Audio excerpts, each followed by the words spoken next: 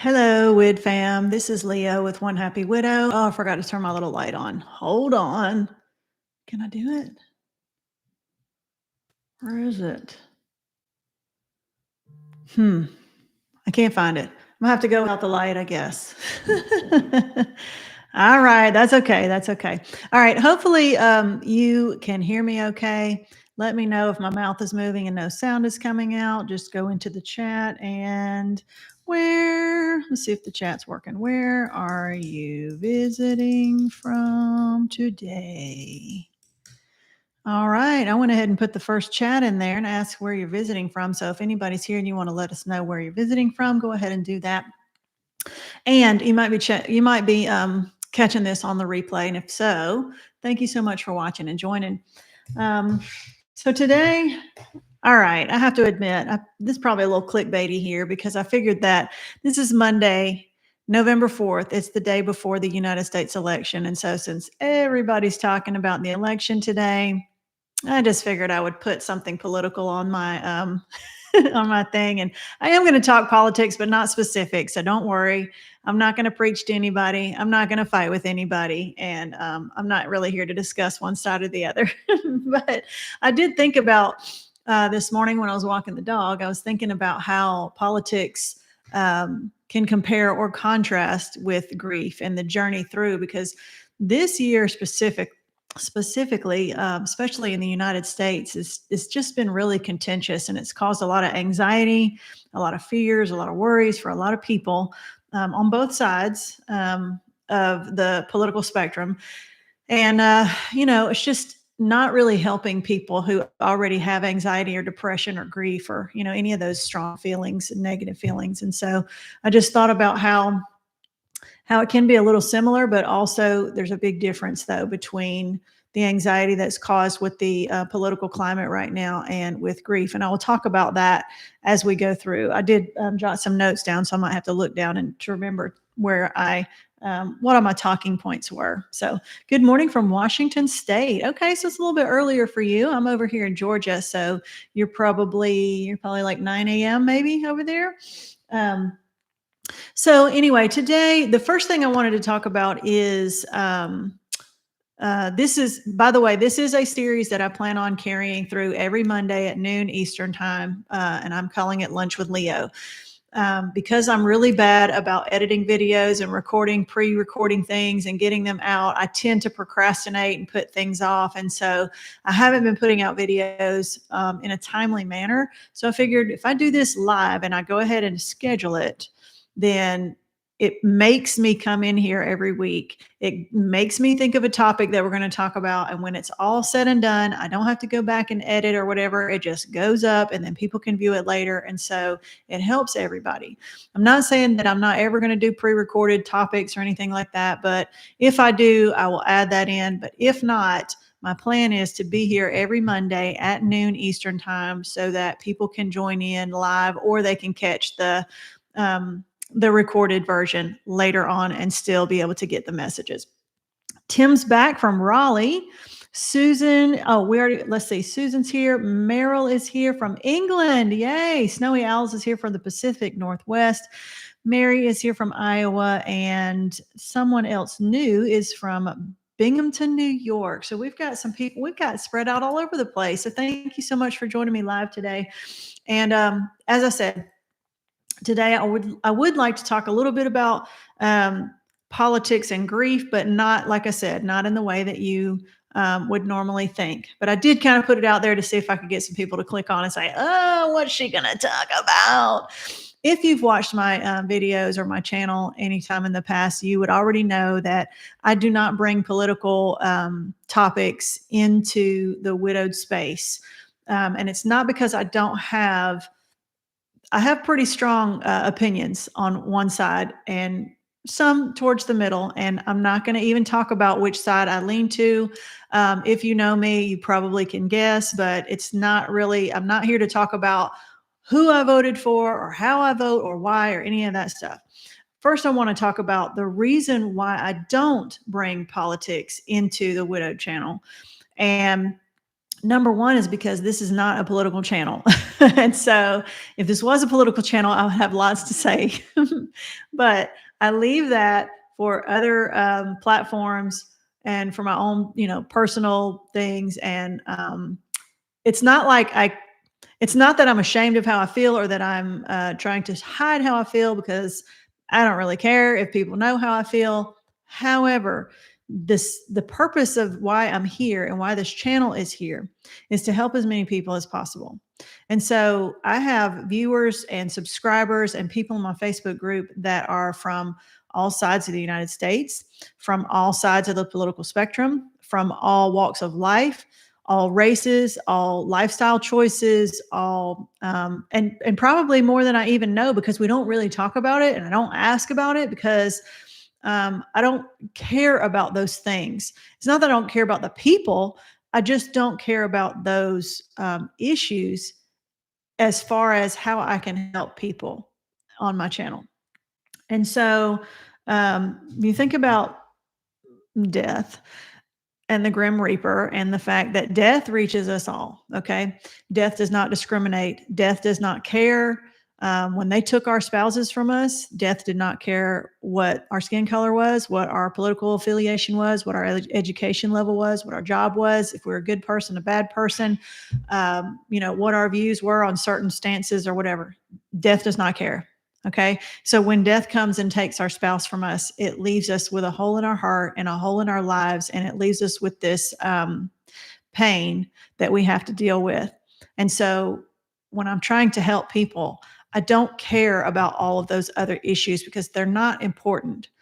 And if I start bringing those issues as far as my attitude and my opinion, if I start putting that out there freely and talking about it, even if I don't mean to push it on other people, if I do start talking about it, then I risk um, turning off people that I might be able to help or that need help.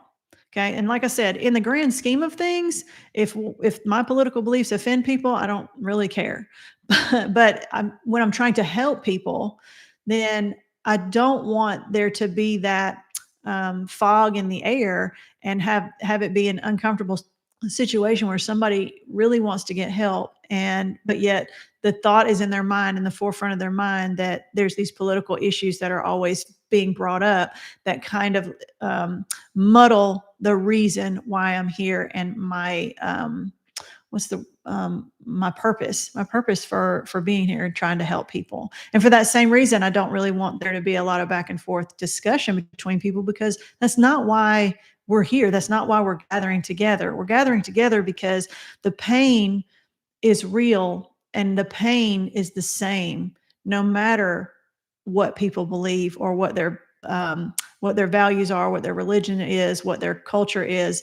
The loss that people feel of losing that person that was their partner, it's the same no matter what.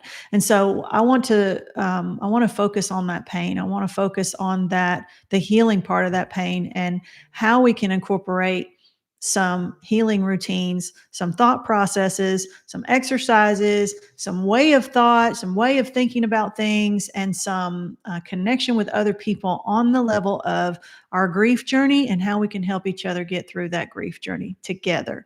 And so for that reason, that's why I don't talk about my political affiliations or how I feel about how this nation is going. And to be honest, I have a lot of followers. I'll have a lot of subscribers. And we have a lot of people in our Facebook group that don't even live in the United States. And so although they are probably watching with a lot of attention to see how this election is going to go tomorrow, purely, if you don't live in the United States, you don't have a dog in the race, but for purely entertainment purposes, because let's face it, no matter who wins this election, there's going to be some civil unrest that I anticipate coming in the next few weeks.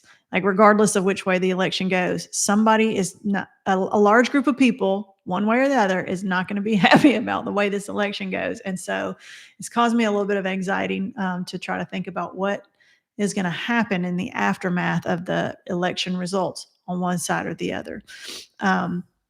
Let's see if we've got some people. Time for them to all go home and get out of my state. Louisville, Kentucky. Linda's from Louisville. Phew, I made it in. Last week was absolutely a blessing. Keep it up. We need this. Thank you, Janet. Thank you for that feedback.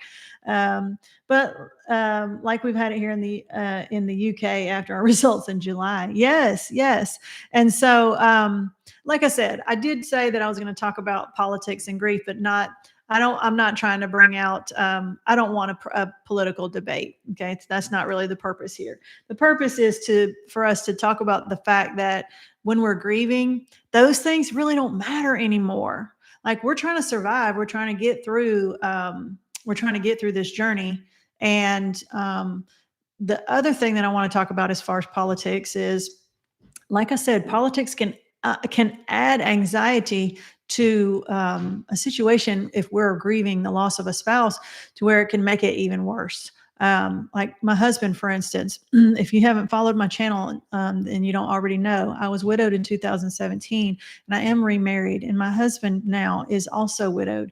And so he's had a lot of anxiety over the last several months, just about the political climate, and the contentious debates, and we watch a lot of stuff on YouTube.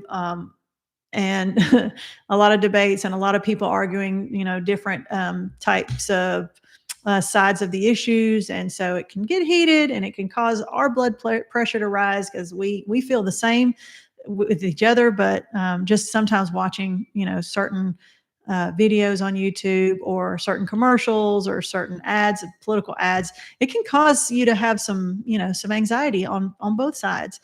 And so when you're already grieving, that type of anxiety can just multiply your grief and your depression and your anxiety and your bad feelings and your worries about how things are going to go. And excuse me. And so like I said, when you're already grieving, everything just kind of adds on to that pile. But there's a big difference between the anxiety that comes along with this political strife that's going on in our country and really around the world, and in the grief journey that we're on right now. And I talked about this last week about how you cannot avoid the grief. The journey is the journey. You can't go over it. You can't go around it. You can't skip it. You can't ignore it. You can't opt out. You cannot, you've got to go. The only way to go through it is to go through it, right? But really, and I started thinking about that phrase, going through it. If you say you're going through it, that indicates that there's an end. Like when you go through, you're going to come out the other side. And I think that, especially in that first year of grief, we think about it like, well, I just got to get through it. I just got to get through the first year. I got to get through the first year, as if when the first year is over, that you've gotten through it and you're out. But we're really not going through it. We're just in it. We're just in it. And as long as we're alive, we continue to be in it. So we're not even going through it. We are learning to live with it, to live in it, and to survive inside of it, because there's no coming out on the other side. Like, it's just a part of our lives now that we have to incorporate into our lives and figure out how we do that. And with all this political stuff, as stressful as it is, and the election and all that, at some point there's an end. Like, we do have to get through it. But as far as the election goes, the election's going to happen. Tomorrow it's going to happen. And sometime next week, whenever they finally get the results in, I doubt that we'll know what the final results are tomorrow. We probably won't even know for the first several days. Some people say it might even be like the weekend, but it's going to be this whole week is just going to be very stressful, right? But we're going to get through this week, and then the week is going to end. And then at some point, we're going to know who our next president's going to be. One way or the other, we're going to get through it and then be done with it. And then we got to deal with the aftermath. Whatever group that didn't get their way on election day, however they're going to react, some things will probably happen. There'll probably be some protests. There might be some civil unrest. There might even be some violence. Who knows what's going to happen? And it causes some anxiety to think about, like, I hope nobody gets hurt. I hope nobody gets killed. I hope nobody loses their business. I hope property doesn't get vandalized. I hope a lot of things. I hope a lot of bad things don't happen as a result of whatever group decides to act however they decide to act based on the results of the election. And then we have to think about whoever that new president is. There's going to be a transfer of power in January, so the new president can take over, and then it's kind of like okay, what is that person going to do, whether it's man or woman, because it's going to be one or the other. But what are they going to do? What are they going to do at the very beginning? What kind of executive orders are they going to sign? What are they going to put forth, and what kind of policies are they going to put forth? And how's our country going to change over that first, the first 100 days? They say that first 100 days is where a president gets kind of evaluated on how they're doing and what they're going to do for the rest of their presidency and things like that. So then there's a next 100 days of how things are going to go in our country. Are there going to be any changes, or are they going to affect us? How are they going to affect us? But at the end of the day, we're going to get a new president, and then that president is going to be in power for 4 years or 8, depending. And then we're going to have another election, and then we're going to have another president. And so the political stuff, I guess, never really ends. But if let's say the election doesn't go the way that I hope that it goes, okay, well, I have to figure out how to live in this country and deal with however that power goes, however that presidential leadership and however the government is run for the next 4 years. And my husband and I have to figure out how to live in this country, however that goes. And then if we don't like it, we can hopefully enact some sort of change. And then the next election, then we can hope that we can have a chance at a different president that comes in and does and rules in a way that we want, or governs in a way that we want. And so the biggest difference in that is that there are changes and things can actually get better. And there is an end to whoever is the president. There's going to be an end to their presidency at some point. And then someone else is going to come along, and then we deal with that one. When as far as grief goes, it's a one-way street. Like our spouse is never coming back. And so we have to accept that and figure out how we're going to move forward and how we're going to live our lives and how we're going to live with the grief, not just how we're going to get through the grief. Because if you're waiting around to get through it, it ain't ever going to happen, sis or brother. So the faster we can accept that and figure out, okay, how are we going to manage our lives, with this loss? What do we need to do, and how do we need to help ourselves heal? Right. So I see that we've got a lot. I see that we've got a lot of comments here. So we have Sonia from South Carolina. Tim says, remember I had a first date with someone last week. Oh, how did that go? It went great. Arranging a second date for this week. I actually remembered how to carry on a conversation. So Tim is back in the dating game, and he had a first date, and now he's going to have a second date. So Tim, you're going to have to keep us updated, because number one, there are other people out there who are wondering if it's time to start dating again, if they ever do want to date again. And if so, how in the world to go about that, and how do you act? How do you meet somebody? How do you go about, going back to those dating days? And so they can sort of live vicariously through you and see how that's going for you. And then there's other people that are like, yeah, no, I'm not. I had a comment on my last video from last week, and it was a woman, and she said, well, that might be great for you because you're younger, but I'm older, and a lot of people who are older, they just don't care anything about finding somebody else, because the older you get, the more health issues that you might have. And she said, I'm not really interested in like marrying somebody that I don't have any history with, and I don't know their past, and yet they come in with ready-made health issues, and I don't really want to have to take care of somebody physically that I basically just met, and then have to deal with all of that stuff. And I can understand that. She's like, she said, we're more focused on like seeing some good artwork, watching a good movie on TV, and eating some good food.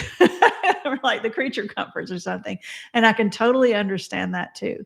And so I'm not here to tell anyone that they should move forward with a new person, or that they should never move forward again, because everybody's different. And some people might say, I will never date again. I will never find another person. I'm just going to be alone for the rest of my life.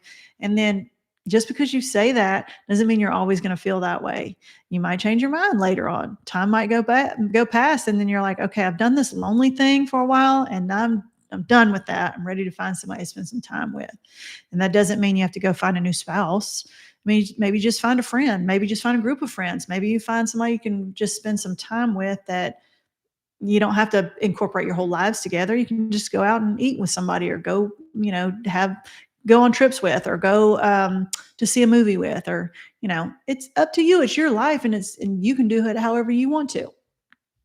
All right. So Sue says, "Hi, Leo. Checking in from Idaho. I see a lot of familiar names that I've seen for a while, and some people are coming back in, and a few newbies too." Barbara says, "Hello, everybody." Tim says, "Second day, even though you tried to jinx it." Jinx you? That no, I'll never admit to that. I'll never admit to that. I did, but listen, you know what I said, Tim? What I said about my husband when my husband and I first started dating. And I had dated and gone on a lot of first, last dates, but my husband had just entered back into the dating pool when he met me. And I was actually the first person he dated after his wife passed away. And so, I joke about that. I tell him that he won the jackpot because it only took him one try and he found his next wife. So that's not jinxing. You never know. You never know when you meet somebody how that's going to go and how that's going to turn out. All right. Mary says, "I just had a political ad break in and play." You know what? I bet you that's going to happen. Let me turn my heater off. Oh, shoot. Yeah, I bet you there's going to be all kinds of political ads because, first of all, tomorrow's the election and the topic of the video says politics. So, you're probably going to get bombarded with a bunch of ads. And so I apologize if that happens. All right, let's see. Oh gosh, there's a lot of comments. The Irish say that grief is upon them. I'm just trying to face and fathom today. How did it go, Tim? Well, I guess if you're doing it again this week. All right. So good to see you, Jonice from France. Jonice, you changed your username. I did not recognize you. Yay. I'm so glad that you're back. I've missed you. Tim says, "Meryl, it went great. She already knew my situation. I made a conscious effort not to bring it up too much." Okay. I think that's respectful. Like they should know, but you don't want to talk continuously about your late spouse because that, could be a little bit of a downer for a first date. So I think that's smart. Let's see. As long as she knows your late wife will always be with you. Yeah, that can be an issue when you're dating. It can be tough because when I was in the dating game, and I would go meet somebody who was divorced or had never been married or something like that, they didn't really know how to relate, and sometimes they would say stupid things and try to talk about how their pain was similar to my pain and they had been divorced or something. It was just, it can be weird. Okay. It can be weird. And that's essentially the reason why I changed all my filters and would only date people who'd been widowed after a while, because I just didn't want to deal with all that awkwardness. But that was just me. That's how it went with me. Okay. I agree, Leo. I'm 65 and will go it alone. We have a son, and so some company on occasion. So yes, Meryl, and you know what? That's perfectly fine. Whatever somebody decides for themselves and how they decide to go through this journey, as long as they're not hurting themselves or others, totally fine. And I will support that. Tim says, "I'm 65. It's never too late, even if you just want companionship." So, and I agree with that too. Some people don't enjoy being by themselves, and it just sometimes it's a personality thing. You might just be an extrovert and you just really don't like being alone all the time. And so, there's so many factors that come into play. And then Snowy Owl says, "Yeah, I'm in agreement with that, gal. No more caregiving for me." So Rosebud is from Southern California. And okay. So I think I'm caught up on the chats. So my next topic, and I did also want to talk about, I think the reason why I also don't like to bring in politics when I'm trying to help people is just that it's kind of second nature to me, because I taught off and on. I taught school for 26 years or so. And some of you guys know that I was a school teacher, and I can say the word "was" now because I am no longer working as a school teacher. And I hate to say that, but I had to walk away and I just could not do it anymore. But in all the years that I've taught, I taught so many different types of students, different personality types, different backgrounds, different races, different religions, different socioeconomic statuses, different areas, different learning goals. I taught special ed students who had different abilities, different talents and gifts, and different deficits and weaknesses. So, but I had to teach them all. I mean, and my job was to help them. My job was not to decide who gets help and who doesn't. My job wasn't to decide who deserves more help than others. My job was to help them all in any way that I could. And so I kind of had to learn to separate my personal opinions from my job is, being in there to help people. Also, I mean, once a student understands, I mean, once a student figures out that you're completely different from them and you have nothing in common with them, well, then it's hard for them to learn from you because they don't have any respect for you, or they think that you don't have any respect for them. And so my job was to find that common ground with them, find what we had in common, find something that we could talk about or agree upon in the real world, whether it be some, music that we all liked, or colors that we liked, or football teams that we liked. But, I always was trying to find something that I could connect with that student with, even if it's something really small, a cartoon character, a movie that we had watched, a TV show that we like to watch, or, just anything that I could connect with them and have something in common with them, so they could say, oh, she likes the kind of music that I like, or she saw that movie that I watched last weekend that we could talk about, or just anything that you can connect with them on, because then the rest of that stuff doesn't really matter anymore. And so it just became second nature to me to not really be concerned with whether, and kids don't really have, some kids have political views, but a lot of them, they think they have political views, so that they're going to end up changing their views down the road. But, most kids, even at the high school level, aren't as concerned with politics. And even if they are, most of them are uninformed and they're speaking about things they've heard about and don't really know. And so it's not really my job to get in there and talk politics with them. So for the same reason, when I'm helping widowed people, like I'm trying to find the commonalities between us. I'm trying to find the things that bind us together, so that we can just focus on those things.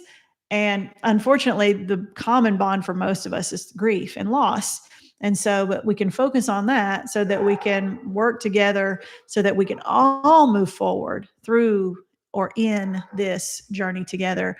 And, let's leave all the other debates to the other YouTube channels and the other news channels and the other, however it is that you take in your media source, right?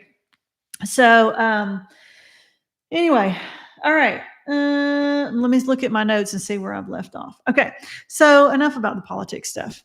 By the time we meet again next week for lunch with Leo, the United States will know who the next president is going to be, and then we'll just have to figure it out from there. And still, I don't really want to talk a whole lot about it, but as I said, you might know where I stand on politics, but if you don't know, that's probably a good thing, because that means that I don't really, push it out there too much. And if you do know, then hopefully you can see that even if you can kind of figure out where I stand, I don't really bring it in. I don't bring it into this forum because this isn't the place for it. So I've only had to remove a very few people from the Facebook group because I had talked about something that was affecting my life personally, that was within my family and my children. And in the process of talking about it, I revealed my opinion about it, my stand on it. And so I had some members that felt like they needed to educate me in the ways of believing in another way that I didn't believe. And so I really just didn't want to, I wasn't in there to get schooled. I was just in there to talk about a struggle that I was having. And so I just ended up having to release them from the group. And it wasn't a mean thing. It wasn't because they didn't believe what I believe, so you're out, because that's not the way I operate. It was more like, okay, well, we're just not gonna, I'm not here to be schooled in that area. And so let's not really talk about that. And if you must talk about it, then you can talk about it somewhere else. And so that's what ended up happening. It wasn't a lot of drama, because I don't really allow a lot of drama on the Facebook group, if you've already noticed.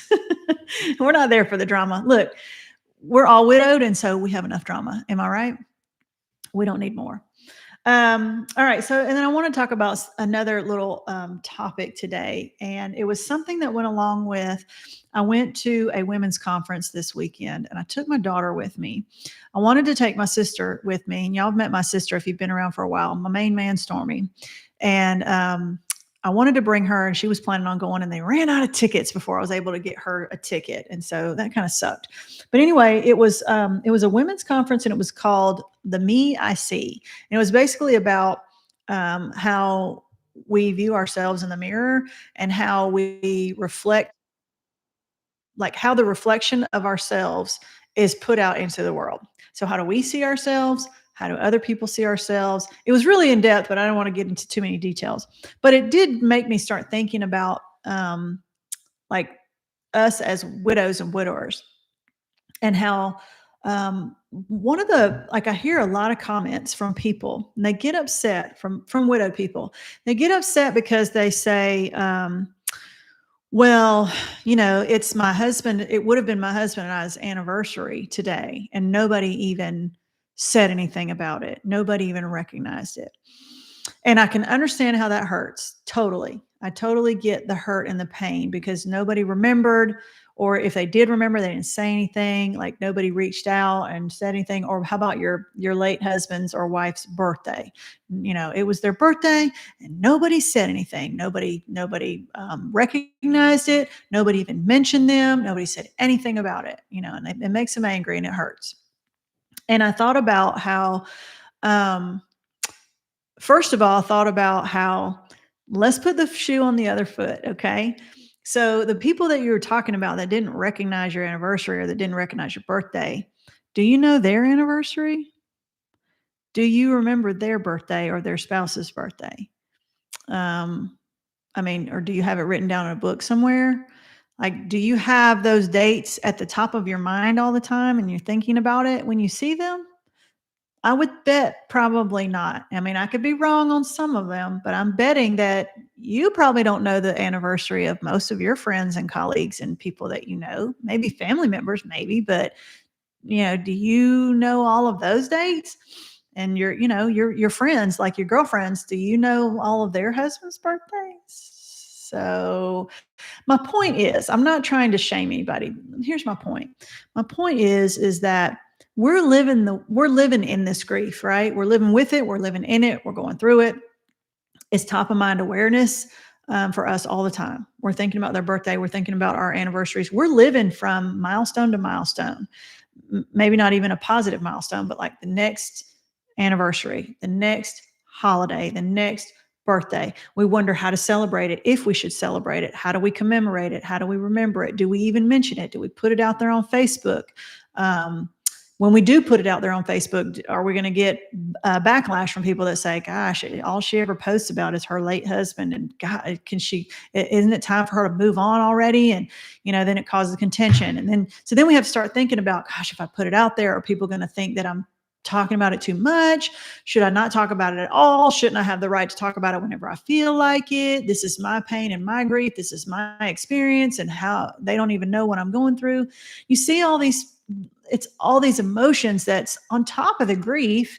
We're feeling rejected. We're feeling isolated. We're feeling forgotten. We're feeling like our spouse has been forgotten by all the people that were once in our lives or are in our lives now. And so it's a lot of emotions. Like, it's a lot of heavy feelings. It's a lot of negative stuff. And we can easily take those thoughts and like just put them inside and get mad at everybody else and say, I can't believe that they forgot. Do they, did they even remember anything? And so, I feel like that I'm not, I'm trying to think of a good way to say this without pissing anybody off, because I feel like I can say the hard things sometimes because I'm widowed too, right? So I can say the things, and I can, I do the tough love thing sometimes. And so I'm not saying that you should I'm not saying you should forget about all the dates and the anniversaries and none of that stuff. And I'm not saying that people should just totally walk away from you and ignore you. That's not right. A lot of people do, and it sucks, and it's not right, and they do it anyway. And I get it.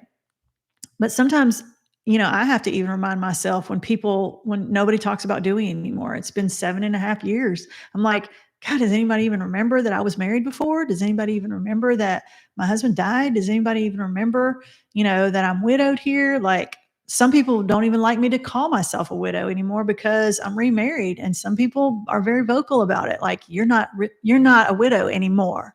You're remarried. Yeah, okay. I hear you. I would say, I bet you every person who has said that is not widowed. I can't imagine an actual widowed person saying that. Even if they thought it, they probably wouldn't say it. And so, and most of y'all, I've heard a lot of positive feedback that, once you're widowed, you're always widowed, right? And I call myself a widow, and yes, I'm remarried. And yes, there are things that have improved in my life because I'm remarried. Like, I don't suffer from the same type of loneliness that someone who's widowed and has not remarried is suffering through. I get that. I totally get that. I'm not saying that um, things have not improved because I got remarried. But guess what? That's one of the reasons why I got remarried, was because I did not want to be by myself and widowed for the rest of my life. I wanted to share my life with someone else. And I wanted to move forward, and I wanted those things because there were some things in my life that I wanted to get better, and finding love again helped those areas. It doesn't fix everything though. My kids still have a dead dad. I still grieve the loss of my husband, and I always will. My life is still forever changed because of his loss. And so being remarried did not undo my widowed status, if you want to call it that, but it's not like something I want to brag about. But yeah, the widowed experience is still a part of my life, no matter if I've remarried or not. And, but at the same time, as I was talking about in the beginning, where people get mad because nobody remembers your spouse's birthday or your anniversary or whatever, like, you don't want people to see you as the grieving widow or widower for the rest of your life, do you? I mean, hopefully you don't. And I'm not saying you want them to forget, but I'm saying that you want them to see other parts of you besides just a widowed part. Like, there's more to your life than just being a grieving widow or widower. And if there's not, there should be. And if you can't find the other parts of you, if you've lost the other parts of you, then you're going to feel that way for a while. But if it's been a year or two or three or more, and you're still feeling like all that there is about you is your widowdom, then it's time to reach out for some help and some support, because that's not the way it's supposed to go. Okay. So you don't want people to look at you and always the first thing they think of is, oh, that's the lady whose husband died. Like, when I was at my job that I returned to after Dewey died, I felt like that's what everybody was thinking. Maybe they weren't, but every time I saw people, I was like, oh God, every time they look at me, they're like, oh yeah, that's that widow. That's that woman, her husband died last year. Like, I did not want people to just automatically see me as the grieving widow, like the first thing that they thought of when they saw me all the time. And maybe they weren't, but they probably were, because that's what I was thinking when I saw them. And it's awkward and it's weird. And I'm sorry about my dog barking. There must be somebody at the door dropping off a package or something. Hopefully she'll stop soon. But the point is that, remember that our whole life is not wrapped up in the identity of being widowed. You don't want to let it go completely, because you won't. You can't forget about it completely, because you won't either. But at the same time, there's more to life than being widowed, and there's more to life than grieving the loss of your spouse. And so the hard work comes when we have to try to find that life for ourselves, or make that new life for ourselves, because we're the ones that got to do the hard work, right? Nobody's going to come in and make us feel better. Like, nobody's coming in and changing your grief. Like, we're the ones that have to do the hard work, right? And so, but you don't have to do it by yourself. You don't have to do it alone. There's plenty of resources out there. I'm trying to provide as many resources as I can create to help people, to do it. I can't do it for you, just like medicine can't fix the problem for you, and therapy can't fix the problem for you, and group sessions can't fix the problem for you. Nothing can fix it for you, but you can go out and find the resources to give you the tools to do it yourself, and to get yourself in a better place mentally, emotionally, get your heart in the right place, get your mind in the right place, get your soul in the right place, and everywhere that needs to be before you die.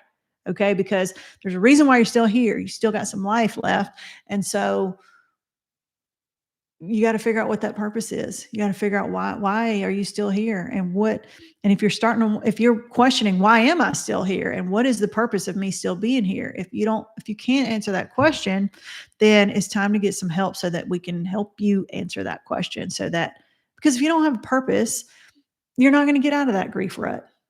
You got to have a purpose. Like, you got to have a reason to wake up every day.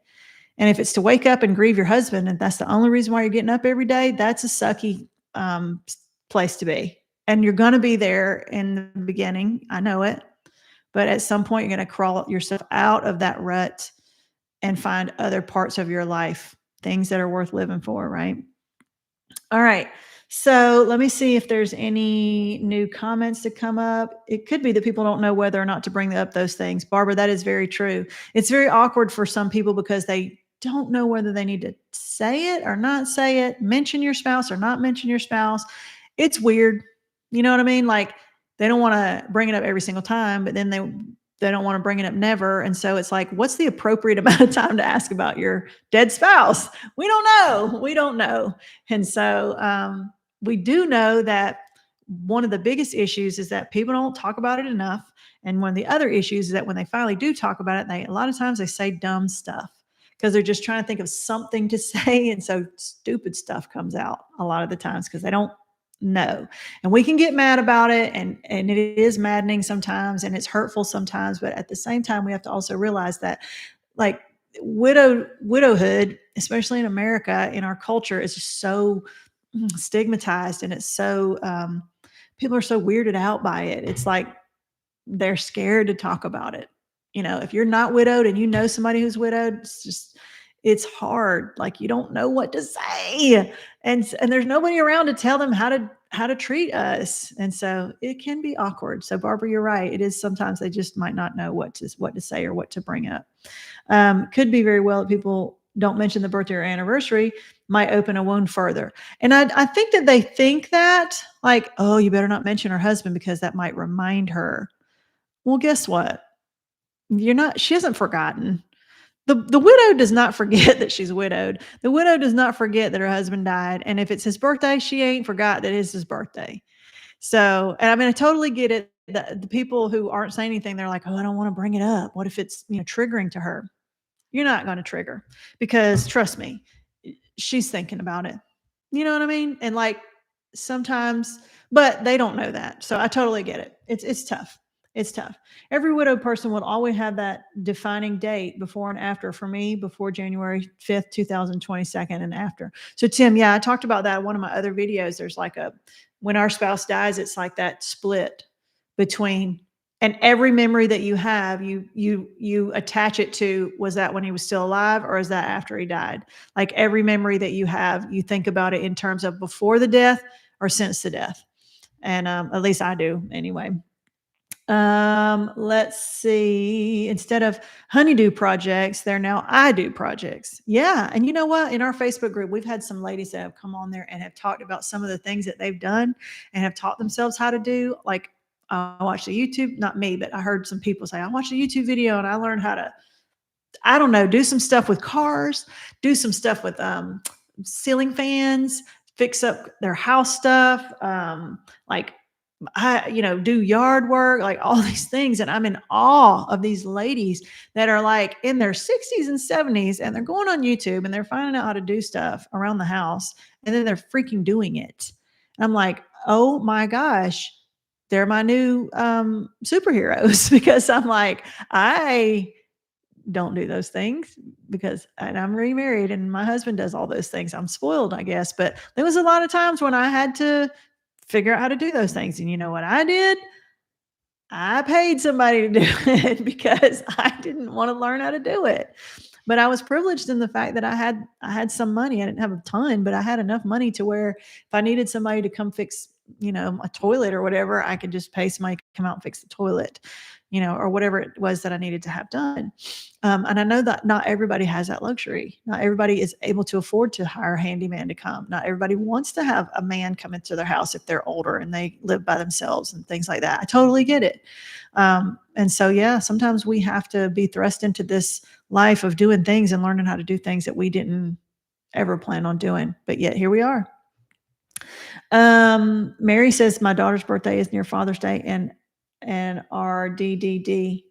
I'm not sure if that's the death date or something like that, but yeah. And a lot of times they come clumped together. Like when Dewey died, it was in June. Our anniversary was in June. He died the day before Father's Day, and so those three, like his death date, our anniversary date, and Father's Day, all falls within June, and it is a tough date. And coming up in November, his birthday is November 22nd, and that's always the week of Thanksgiving. And so this one coming up would have been his 50th birthday. He died when he was 42. And so I talked about this last week, that his mom is doing some kind of birthday party at the gravesite. So, and she's asked the kids to go and join her, and none of them want to go. And so, she's mad at me, I think, because she thinks that I've discouraged them from going, but they're all grown except one. I can't, I can't tell them what to do. If they don't want to go to the cemetery and have birthday cake and birthday balloons at their dad's grave, then that's on them. I don't know. I have to leave it up to them. The decision is up to them. And the little one, I call her the little one, she's 14, but she may or may not go. She hasn't decided yet, but if she goes, she'll be the only one. And if she goes or she wants to go, I'll drive her there and it'll be fine. Like, I'll do whatever she wants to do. I'm not going to tell her one way or the other whether to do it or not. So that's totally up to her. My daughter's birthday is around Father's Day and our wedding anniversary. My son's birthday is around my husband's passing. It's important for me to set aside my grief in order to celebrate them. So yeah, sometimes we got to think about others, and so it can't be the widowed grief show every single day. Right. And so, especially when we have kids, it's like, we have to think about their needs and try to support them. And it's hard to do when we're grieving as well, our own selves. Let me see if there's any, all right. And there's only a couple more things that I wanted to talk about this on my list. But let me see if there's any more comments. That was one of the hardest parts of dating. Bob says, being married at 19, my adult life was married. Changing us into me during the stories was hard. Yes. So yeah, a lot of people got married when you get married young, and you basically become an adult as a married person, married to your other person. And then if you've been married for however long, like, how do you even, you don't even know who you are without that person. Like, my grandpa died a few weeks ago. I don't know if I told y'all anything about this, but he was 89, and my grandma is still alive, and I hadn't seen her in a while, but I did go to the funeral. I went to her house and stuff, and they had been married for 70 years. Like, I can't even fathom that. And so, and they've lived in the same house for 50 some years, like the same house that I ever remember when I was a kid. She still lives there. I mean, it's right. It's close by the house, 45 minutes away. Like, it's the house that I used to go to when I was a when I was a kid on weekends and stuff. And I look around, and like, they have 30 acres. And I always remember it as being pristine, because my grandpa, all he did was work and then come home and work. Like, all he did was cut grass all the time, because with 30 acres, almost all of them cleared, you can't do all 30 acres in a day. So he was constantly doing this pasture over here, and then the next day it was this one, and the next day it's this one, and he just rotated. So almost 7 days a week he was cutting grass or on the tractor or baling hay or whatever.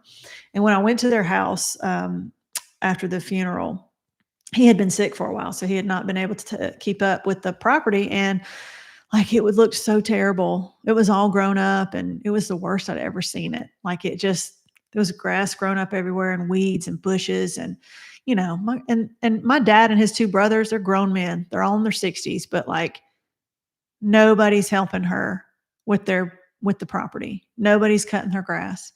Nobody's helping her take care of anything. They're just over there letting her, the Saturday or the Sunday after the funeral, Grandma was there and all of us were there, and she was cooking for everybody, just like she has for the past 50 some years. It's cooking. And she finally said, well, that's all I know. That's all I know to do is to just do what I've always done. And that's cook for everybody. And she's like, I'm still going bowling. She's like, I don't know how to be any other way. And she was like, I don't know how to be anything besides what I've been, for the past 50 years. And so she got married when she was 15, right? Or yeah, she had just turned 15 when she got married. So like, how does she even know who she is at age 85 and has been married since she was 15 for the past 70 years? Like, I can't even really wrap my brain around all of that. So let's see. Meryl says my before and after is very new. John passed away September 22nd, 6 weeks ago. So Meryl, yeah, you're in that first phase of grief, that fresh phase of grief. And you're going through your first milestones of everything. Like you're coming up on your first holidays, which reminds me, I got to tell you all about my holiday thing. So don't let me forget and don't leave without, there's already a link for it in the description, but I'll put it in the chat too in a minute. Oh yes, thank goodness for those DIY videos, right? Northern Belle. I'm sorry to hear that, Meryl, Margaret says. And Sharon says, I'm 70 and I'm done with dating. I hear you, girl. Sharon, I feel much the same way, but I'm leaving the door cracked. Yeah, okay. Always never say never, right? Thank you, Margaret. A lovely community here for me. Meryl says, Meryl, I'm sorry for your loss. Glad you're in the chat. Lots of good people here. Yes. And also carried over onto the Facebook group. So we have a really good Facebook group. I don't get in there as much as I would like to because I've been really, really busy, but I am going to try to be more present there. And, but it's pretty much running itself at this point with all the people who've been there. They're really good. I mean, like everybody's needs are getting met over there as far as like, when they post a frustration or an anxiety or depression or a feeling or, not knowing how to celebrate a certain thing, a milestone coming up, they always get somebody to respond and give them some kind of feedback and help and advice. I won't be here for 3 weeks going to the family in South Africa, John's memorial with the family, and after a bit of a break with my sisters. Well, that's good, Meryl. I'm glad that you've got some sisters that you can hang with. That's good. Big property is hard to keep up by yourself. Northern Belle says we do what we can and then some. Yeah. I mean, you got to think about, gosh, 30 acres. I can't even imagine. We have 7 acres out here and JP keeps it up. Thank God. But I don't know how I would. We have a widow that lives right in our front yard. We split the property with her, and her daughter who lived in this house. And so we bought it from them. So she's lived up in the front for years and years. And she's hired somebody to do she's got 6 acres. We have 7. She hires somebody to do her 6. And so they just come out every 10 days in the summer and they cut her grass and do her weeds and all that stuff. Marilyn says, I've chosen to live my life as best I can. Each day I try to find joy. Yes, I'm a widow, but I want to be happy, not sad, and I must take care of myself. Marilyn, thank you for bringing that up because that was really the last thing I wanted to talk about before I wrap things up and tell y'all about a holiday special that I'm going to offer. So, and talking about my grandma and her routines and yes, go ahead. Yeah. My daughter just popped her head in.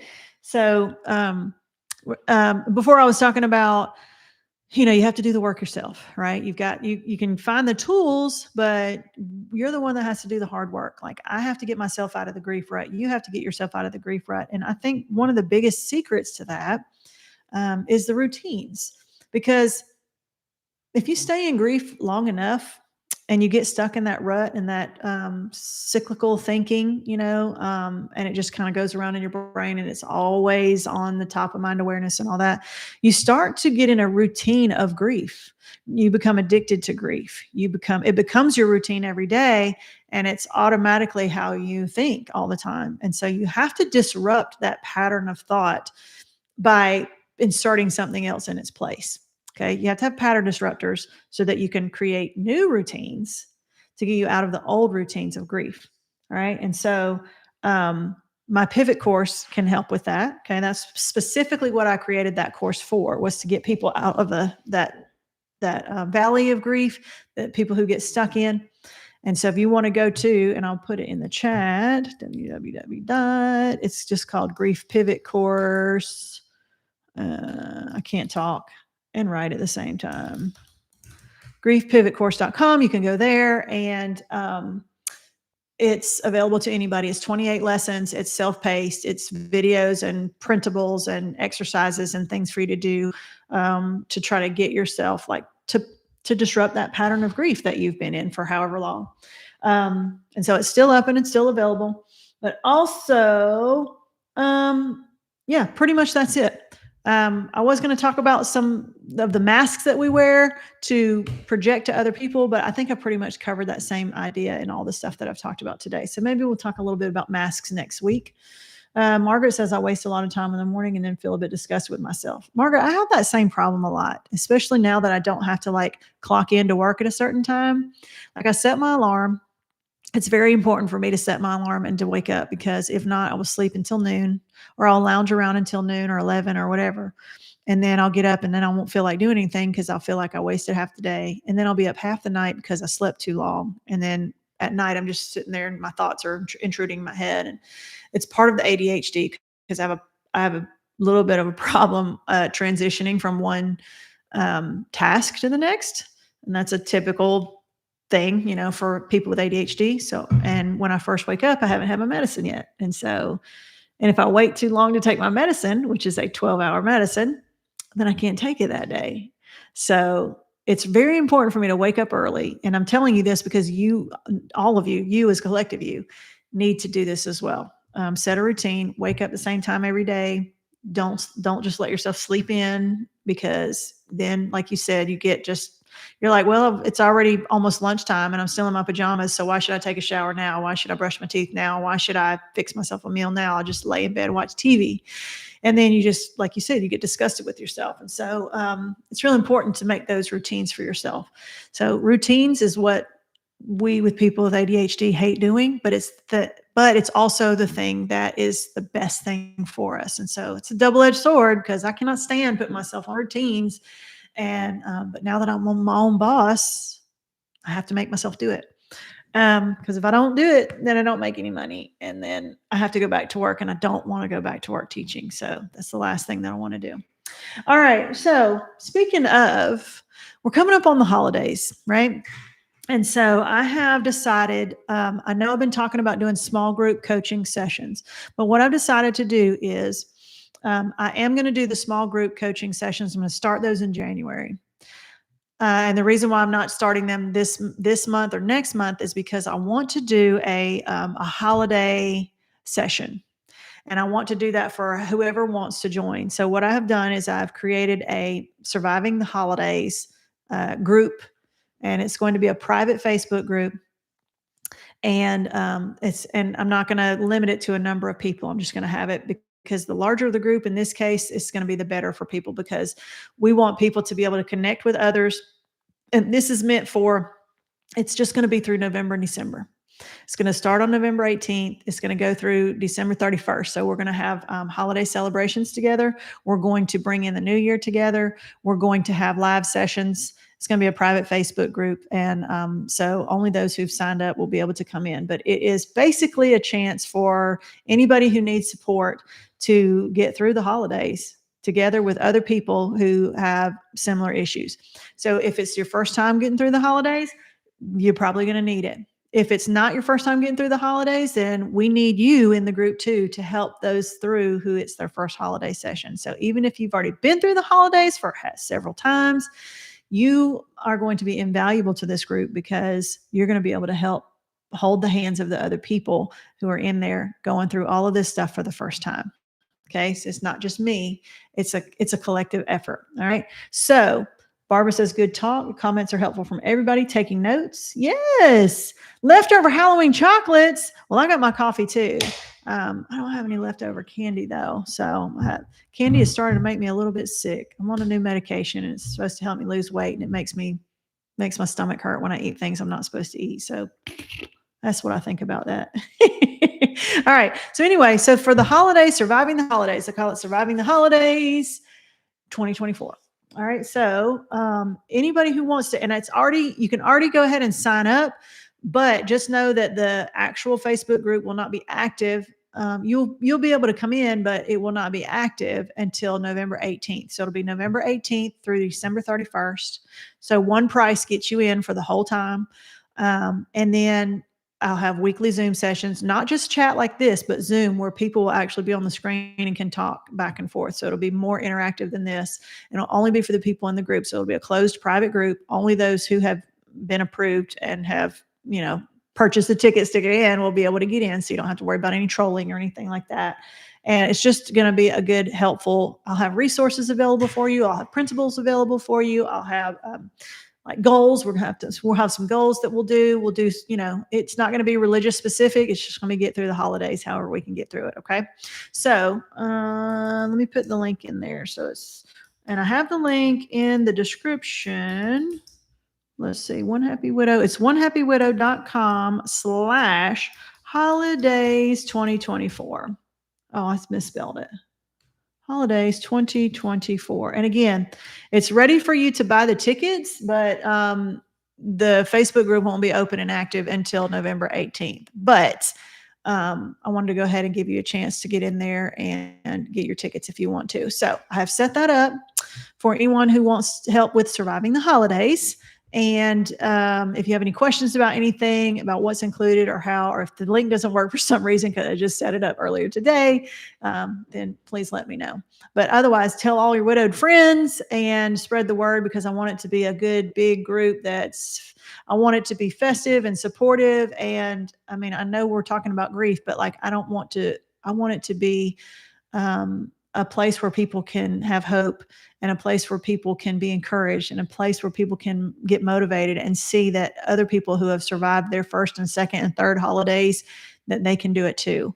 And I want it to be a place where people can feel like they're not alone, because it can be a really lonely time during the holidays, especially if you don't have your family, or your family's far away and your spouse is not there with you, and you've celebrated and you're not sure how to celebrate, and you're not sure what to do, how to do it. All those questions. If you've been through a holiday season already as a widow or widower, you know what I'm talking about. The holidays can be the toughest time to get through as a widowed person. And being around a lot of people is not always helpful if none of those people are widowed, and it can almost make you feel more alone. Even you could be in a crowded room and still feel like you're totally isolated, because you don't have anybody else that knows how you feel. And so this will be a place where you can just talk about it freely. There's no elephant in the room. We can talk about struggles honestly. We can talk about ways that we can help each other, and also lift each other up, and just let everybody know that the holidays does not have to be a sad, lonely time for everybody. We can make it festive. We can create new traditions if we need to. We can celebrate old traditions. We can scrap the traditions completely if we want to. We can do it however we need to do it, and however we want to do it. So, all right. Good talk. Good talk. Yes. And Margaret says, I made a list this morning and gave myself a bit of a push. It worked to some extent. Making lists is awesome. I love making lists. I'm not always great at checking off the list, but I really love to make lists. And this lunch with Leo at noon every Monday is the top of my list. And so it's a non-negotiable. It's something that, unless there's physically, I cannot be here for whatever dumb reason, I'm going to be here. All right. I'm going to be here for you, and I'm going to be here for myself, and we're all going to be here for each other. All right. So go and join the Facebook group. Our regular Facebook group is open to anybody, and it's free. You just have to apply and answer all the questions. The holiday Facebook group, the private group with all the surviving the holidays, is on that link if you want to go and give it a look. And I will also post it on the Facebook group, and I'll be talking about it a lot over the next few weeks. I'll probably make a video specifically about it so that you can have your questions answered and things like that. All righty. Thank you. Thank you. Yes, to lunch with Leo. Okay. Well, I'll see you back here again on next Monday at noon Eastern time, same place. And if y'all have topics you want me to talk about, let me know, because I'm having to come up with them myself. So at some point, I don't want to keep repeating myself all the time, but if there's something you want to talk about, or you want me to talk about, just let me know. All right. Thank you so much for joining, and thank you for watching the replay. If you're here on the replay, don't forget to subscribe. Click that notification bell so that you don't miss any future videos that I put out, and we will see you next time. Bye. Thank you.